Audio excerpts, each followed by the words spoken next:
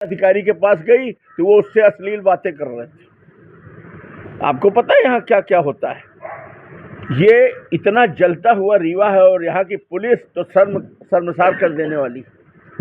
अब यहाँ पर हमारे यहाँ एसडीएम सिन्हा, एक कलेक्टर महोदय ने उसको अकेले नहीं भेजा, विथ पीए भेजा। वो एक नाम है ना, अभय नाम का, जो यहाँ भी पूरा सिरमौर समरिया चीख मारे है। वो अंदर बैठ जाएंगे, बाहर वो उसको दलाली के रूप में छोड़ देंगे।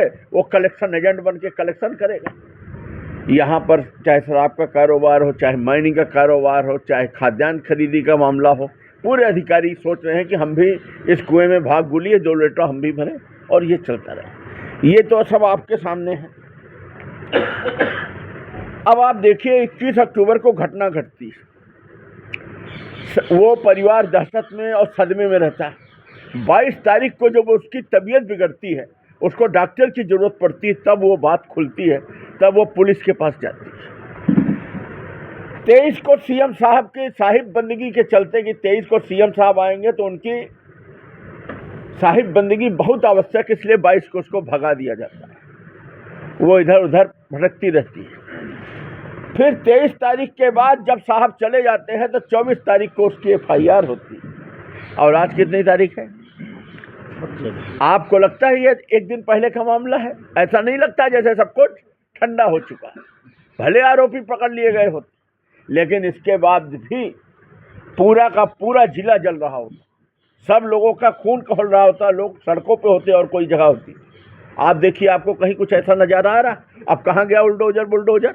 अब आपके पैकार हैं, आप चलाओ। तो ये स्थिति है। आज सुबह एक फोन आया पिपरवार से, एक चोरी की घटना हुई। एक बच्चे ने फोन किया, एक लड़का है, युवा ही है, बोला हमारे यहाँ चोरी की घटना हुई भैया, पुलिस नहीं कर रही है और हमारी माँ के साथ दुष्कर्म हुआ, चोर कर गए। हमने कहा बेटा, मैंने उसको बुलाया था, हमने कहा रिपोर्ट लिखाओगे? बोला रिपोर्ट तो ना लिखवाइए। रोज हो रहा है। दूसरी घटना है, इसके पहले लालगांव में हो चुकी है। लालगांव में हो चुकी, कितनी घटनाएं हुई। और प्रतिभा पांडे वाला केस आप देखिए, यहाँ रोज हो रहा है। मैं तो पुलिस को बाद में कहूंगा, धन्य है रीवा की जनता की अपने छाती पे बर्दाश्त कैसे कर रही है सब चीज। और ये यहाँ पर अधिकारी आकर, इनका केवल एक काम है, सायरन बजाओ, प्रोटोकॉल मेंटेन करो, नेता को खुश रखो और कोरेक्स और दारू का धंधा करवाओ और पार्टनर बनो और कमीशन लो। इसके अलावा क्या है? बड़े बड़े अधिकारी अपने रिश्तेदार बुला लिए हैं। यहाँ कुछ सिकरवार तोमर उतर आए हैं ग्वालियर से आकर, वो भी पैकारी के धंधे में लग गए हैं। आप पता कर लेना। एक विधायक भारतीय जनता पार्टी का सच बोल देता है, प्रदीप पटेल, तो उसको ऐसे दौड़ा लिया जाता है राजनीतिक रूप से। उसके खिलाफ यहाँ के अधिकारी अपने मोबाइल से व्हाट्सएप में डाल के उसके खिलाफ नेतागिरी करते हैं, जैसे इनको चुनाव लड़ना। और धन्य है ये भारतीय जनता पार्टी की सरकार, इनको अपने विधायक के स्वाभिमान का ख्याल नहीं। वो सच बोल रहा है और छिपते घूमना पड़ रहा है। इनका काकस आप देखिए, इनका नेक्सस आप देखिए कि किस तरह से। अब जब शराब के ठेकेदार टीआई की पोस्टिंग कराएंगे और टीआई कौन रहेगा, कौन नहीं रहेगा, कौन हटेगा नहीं हटेगा, वो तय करेंगे, तो ये काहे के लिए जनता का वोट ले रहे हैं विधायक? हम तो चलो विपक्ष के हैं, हम तो लड़ रहे हैं, हम सच बोल रहे हैं, इनसे अच्छे हम हैं।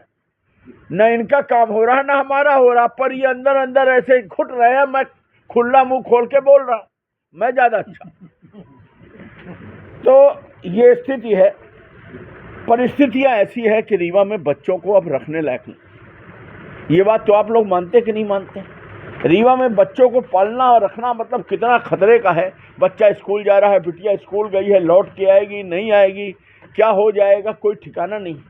ये स्थिति है इस शहर की। और इस शहर को मॉडल हवाई जहाज उड़ाने से हमारा शहर की तरक्की होगी, कंक्रीट का जंगल बना देने से और खुद की ठेकेदारी कर लेने से हमारा शहर विकसित होगा। ये सब बेकार की बातें नहीं। समाज को बचाना चाहिए। युवा पीढ़ी हमारी खत्म हो गई। आज ये जो ये हो गया है, आप सब जान रहे हैं, 80% से ज़्यादा बच्चे नशे की चपेट में हो गए। पूरी की पूरी एक पीढ़ी हमारी ख़त्म हो गई। और इस तरह से इतनी बड़ी घटना हमारे रीवा में हुई है उस बच्ची के साथ। वो आपकी भी बच्ची हो सकती है, हमारी भी बच्ची हो सकती है, किसी भी बच्ची हो सकती है। इन अधिकारियों की नहीं हो सकती, क्योंकि इनके घर में तो 40 अर्दली, पूरा होमगार्ड इनके घर में लगा है, 10 कुक हैं, 20 वो बनाने वाले हैं, 4 ठो गन वाले हैं, इनके बच्चे तो बिल्कुल सरकारी पैसे में ऐशो आराम इन्हीं का है। एक विधायक एक गनमैन के लिए तरस रहा है, पर इनको बढ़िया है, तो इनको तो फर्क नहीं पड़ रहा, बाकी हमारा रीवा जल रहा है। अब आपको एक मैं आंकड़े दे रहा हूँ। हमने इनको पत्र लिखकर, बहुत पत्र लिखा, और जब विधानसभा लगाया तब एसपी महोदय ने बामुश्किल ये दिया है। ये आपके पास भी नहीं होगा, क्योंकि जब हम ही को एडी रगड़ने के बाद प्राप्त हुआ, तो इसको आप लोग जरूर छापिए, आगे भी अखबारों के लिए इस आंकड़े को रखिए। आगे भी जब आप लोग न्यूज बनाते हैं ना, तो उसके लिए आंकड़े रखिएगा। सिरमौर में कुल कितने अपराध, विश्वविद्यालय में कितने, सिमरिया में कितने, सदोर में, ये सब चीज़ें। फिर एक ये भी है, बलात्कार के कितने अपराध और छेड़छाड़ के, ये अलग। आपको पता है मध्य प्रदेश में रीवा सर्वोच्च स्थान पे है। नशेगत अपराध, गैंग रेप, छेड़छाड़ और आपराधिक घटनाओं में रीवा सर्वोच्च स्थान पे। और यहाँ संरक्षण क्यों है? क्योंकि हमारा प्रोटोकॉल मेंटेन है। इसको फंसा दो तो एसपी 1 मिनट में फंसा देता है, इसको बचा दो तो 1 मिनट में छोड़ देते हैं। तो इसके चलते यहाँ पर लोगों को पुरस्कृत किया जाता है। और मुख्यमंत्री क्या देखते हैं, काहे की समीक्षा लेते हैं? इनको इसकी समीक्षा लेना चाहिए ना कि रिजल्ट क्या आ रहा है, रिजल्ट बताओ, रिजल्ट के आधार पर आदमियों की पोस्टिंग होना चाहिए, आदमियों को उपकृत करना चाहिए। आप भी लिखिए कि ये इनका क्या मतलब इन आंकड़ों का, अगर इनके आधार पर कोई कार्रवाई नहीं।